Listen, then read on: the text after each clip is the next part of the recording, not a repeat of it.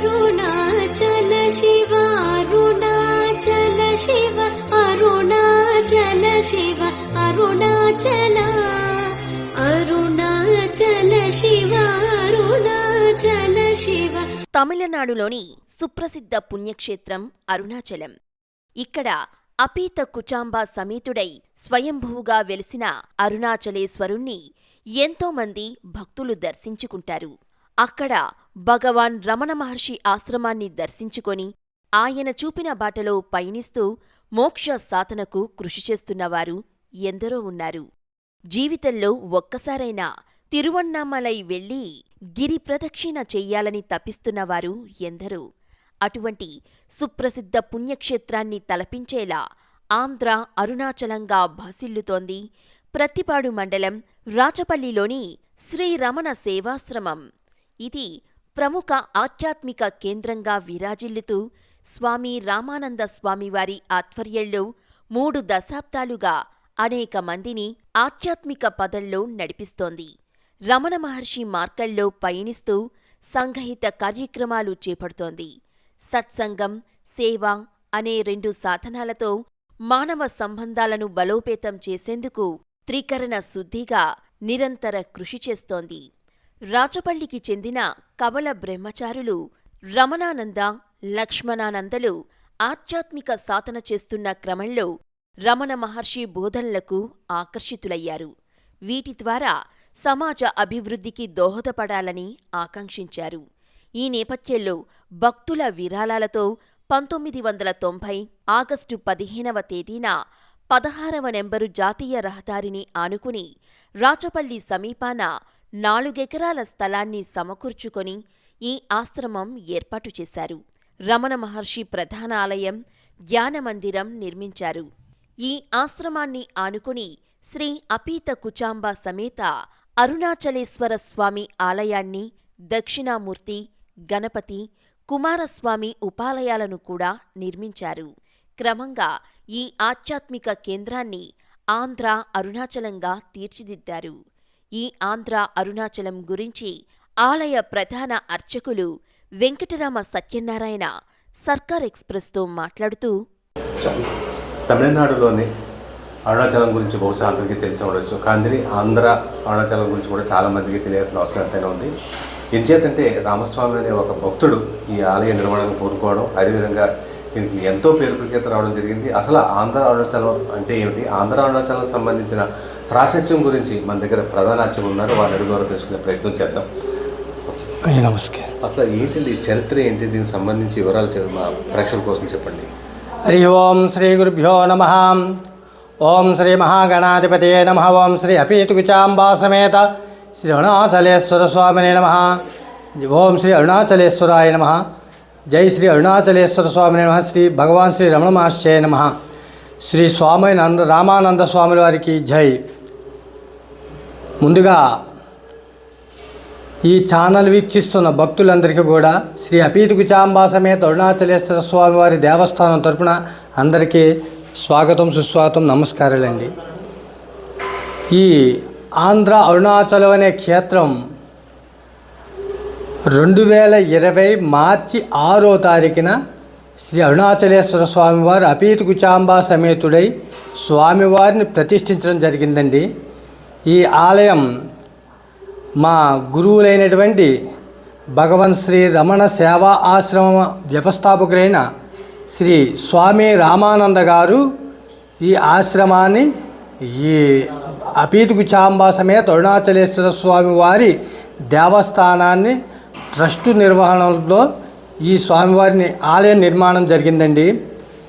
ఈ ఆలయం ఆంధ్ర అరుణాచలం అనే పేరు రావడానికి ప్రధాన కారణం మనకి అష్టాదశ పురాణాలలో మనకి వ్యాస మహర్షి మనకు 18 పురాణాలు ఇచ్చారండి.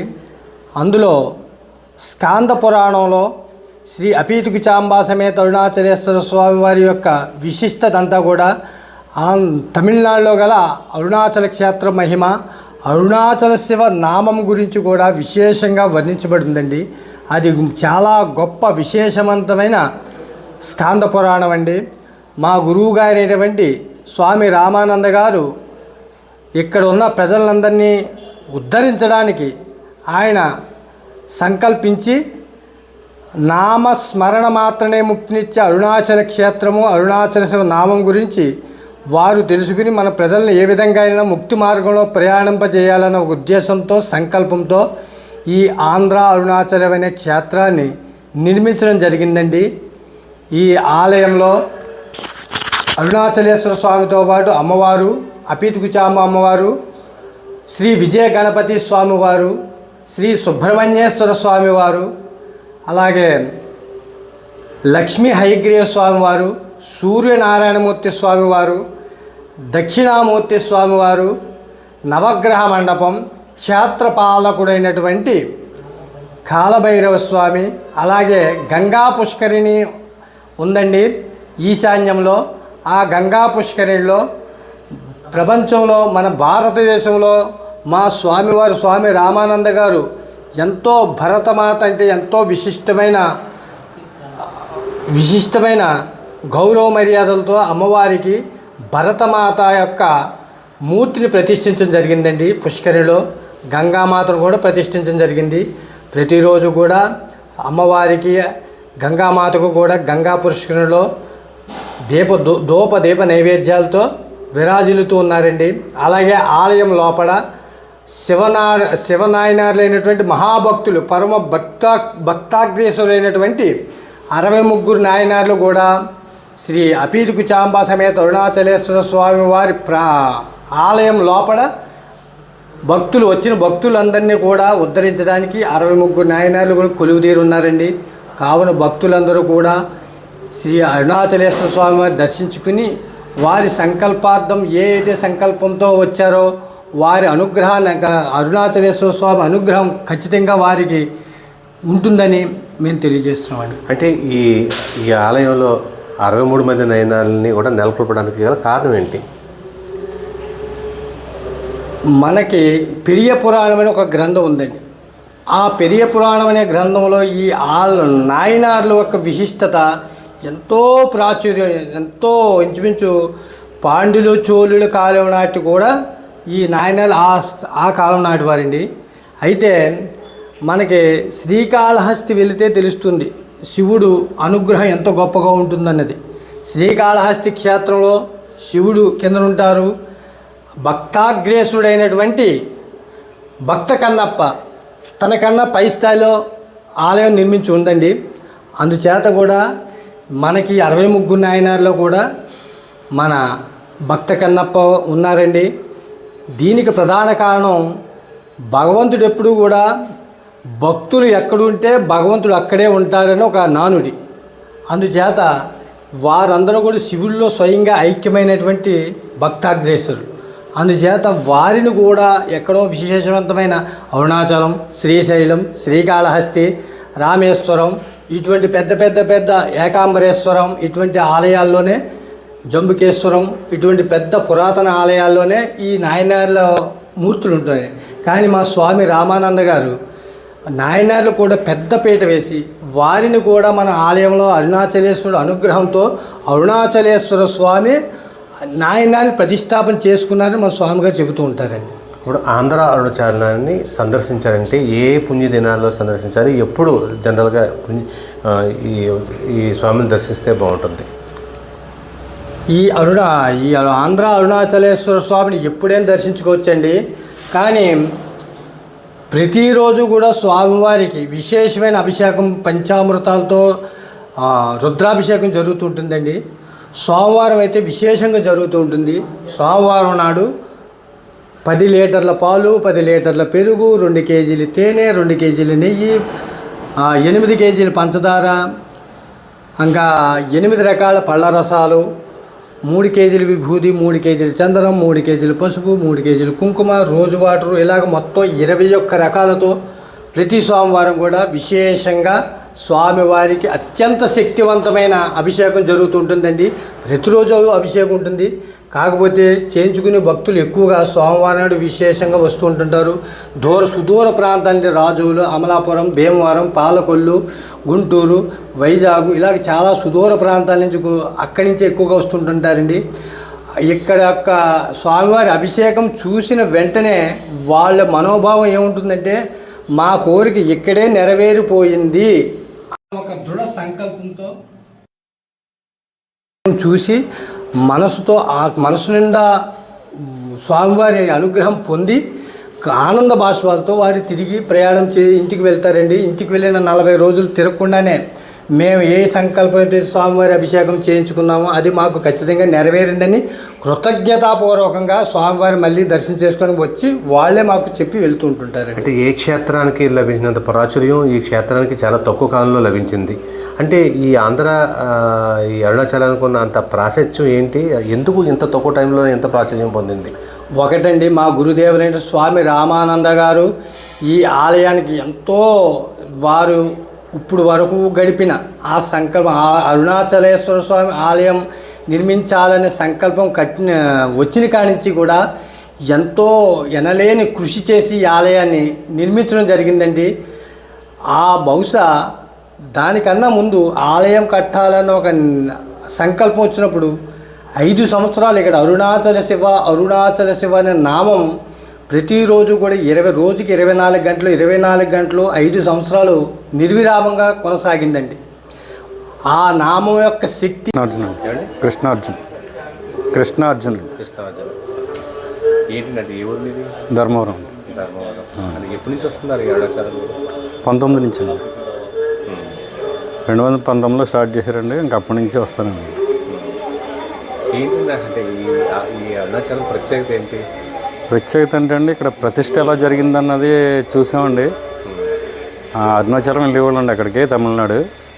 అక్కడికి వెళ్ళిన తర్వాత ఇవన్నీ చూసి ఇక్కడికి వచ్చిన తర్వాత అండి ఇక్కడ కొంచెం మనశ్శాంతి ఉండడం, స్వామి మనం రాకపోతే స్వామి డైరెక్ట్గా కనిపించి రమ్మని చెప్పడం, స్వామివారి కన్నా అమ్మవారే ముందు వచ్చి ఎందుకు రావట్లేదని అడగడం, ఒకరోజు రాకపోయినా కూడా కనిపిస్తారండి.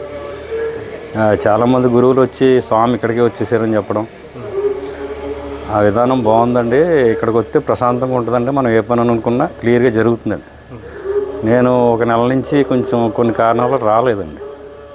రాకపోతే ఎందుకు ఆర్థిక ఇబ్బంది ఉంది స్వామి, నువ్వేం చేస్తలేదు, నాకు కొంచెం ఇబ్బందులు పడుతున్నాను, రోజు నీ దర్శనం నీతో రావడం కూర్చోవడం చేసినా కూడా ఇబ్బంది ఉంటుంది, భక్తి పెరుగుతుంది తప్ప నాకు మరి కుటుంబాన్ని ఎలా పోషించాలని చెప్పేసి అడిగానండి. అడిగితే మన్నాడు కూడా చేతి వరకు రావడం పోవడం అండి వర్క్లు. ఇంకా కోపం వచ్చి ఆగిపోయానండి. ఆగిపోతే బాబుకి జ్వరం వచ్చిందండి. జ్వరం వచ్చిందని చెప్పేసి పత్తిపాడు విజయ మేడం దగ్గరికి తీసుకెళ్తే ట్రీట్మెంట్ చేసినా కానీ తగ్గలేదు. తగ్గిపోతే గవర్నమెంట్కి తీసుకెళ్ళామండి. రేట్లు అవసరం 75,000కి వచ్చేసాను. పర్లేదమ్మా, పెరిగితే ఇక్కడ ఉంచండి, లేకపోతే కాకినాడ తీసుకెళ్దాం అని చెప్తే నేను వేరే పని మీద బయటికి వెళ్ళానండి. 45,000కి వచ్చేసాను.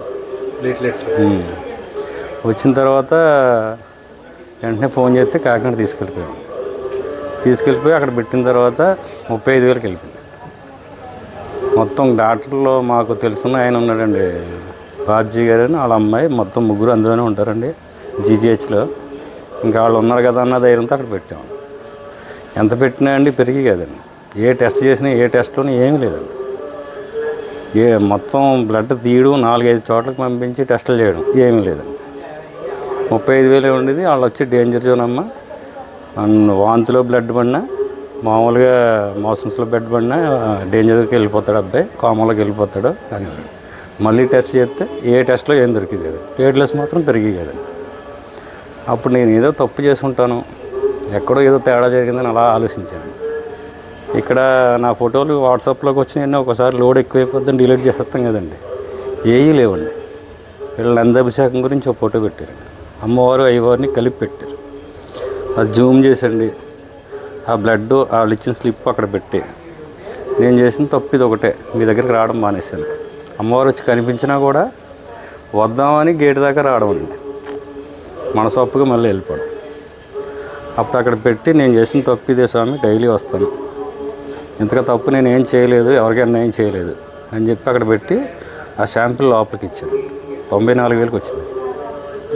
ప్లేట్లెస్ పెరిగిపోయిందంటే ఆటోమేటిక్గా. ఏం జరిగింది, ఏ టెస్ట్లో ఏం లేదు, ఏటి మాయా అని డాక్టర్లు అందరూ అన్నారు. అన్న తర్వాత చూసి ఈ రోజుకి ఉంచుతామమ్మా, మినిమం 150,000 పైన ఉండాలా అని చెప్పేసి అన్నారు. అన్న తర్వాత మళ్ళీ నిన్న పట్టుకెళ్ళామండి. మొన్నండి పట్టుకెళ్ళిన తర్వాత 2,15,000కి వచ్చాయండి. వీళ్ళు ఇంకో ఫోటో పెట్టారండి. ఆ 2 ఫోటోల దగ్గర బెడ్ పెట్టి, స్వామి నువ్వే రక్షించు, నేను డైలీ వస్తాను దర్శించుకుంటాను అని చెప్పేసి అది 2,15,000కి అయిపోయింది. ఈరోజు పర్వాలేదు అని చెప్పేసి రాత్రి వచ్చేసండి. ముందు అమ్మకి చెప్దాం, తర్వాత నాన్నకి చెప్దాం అని చెప్పేస్తే స్వామి కనిపించారండి. స్వామితో మాట్లాడాను. ఇప్పుడే ఫోన్ చేశారండి 3,80,000. ఏ టెస్ట్లోని ఏమీ దొరకలేదండి, ప్లేటెస్ పెరగలేదండి. ఇది స్వామి మామూలుగా రాకపోతే కనిపిస్తాడండి, మాట్లాడతాడు, అమ్మవారు మాట్లాడతాడు. నేను చాలా టెంపుల్ తిరుగుతానండి, ఆత్మే పరమాత్మని నమ్ముతాను. అలా నమ్మి కూడా కొన్నిసార్లు రావడం మానేస్తుంటారు, కానీ ఆయన ఊరుకోడు. అంటే కొన్ని చెప్తే చిల్లీగా ఉంటాయండి. అమ్మవారు 3 రోజుల నుంచి చేయి పట్టుకుని ఐసు కొనమని అడుగుతున్నారు. అది ఎలా కొనాలో ఎలా ఇవ్వాలో నాకు తెలియలేదు. 3 పాపలు, చిన్న పాపలు వచ్చారండి. ఆ 3కి ఉదయాన్నే కొనిచ్చాను. ఉప్పే ఆ గుడి దగ్గర కొనిచ్చేసానండి, ఐసులు కొనిచ్చేసానండి. తర్వాత స్వామిని అడిగి ఏ రకంగా ఇవ్వాలన్నది అప్పుడు అడుగుతాం. నేను బాలచాముండికని వచ్చాను, నువ్వు నాకు కొనవా అంటుందండి. ఎలా సాధ్యం అండి ఇవ్వడం అని చెప్పేసి అక్కడ 3 పాపలు ఉంటే కొనిచ్చేసానండి. ఇక్కడ ఇంకో ప్లాన్ చేసి ఇద్దాం అని చెప్పేసి స్వామిని అడిగి ఇక్కడికి ఎవరు వచ్చినా అండి ఇబ్బంది ఏం లేదండి. స్వామి డైరెక్ట్గా ఇక్కడే కూర్చున్నాడు, అమ్మ ఇక్కడికి వచ్చి కూర్చుంది. రాకపోతే పిలుస్తారు, అడుగుతారండి. మా స్వామి కూడా ఒకరోజు రాకపోయినా ఎందుకు రావట్లేదు కారణం ఏంటి అంటే ఇలా పన్నెండు స్వామి రాలేదు, రండి మీరని చెప్పేసి అంటారు. అరుణాచల శివ, అరుణాచల శివ, అరుణ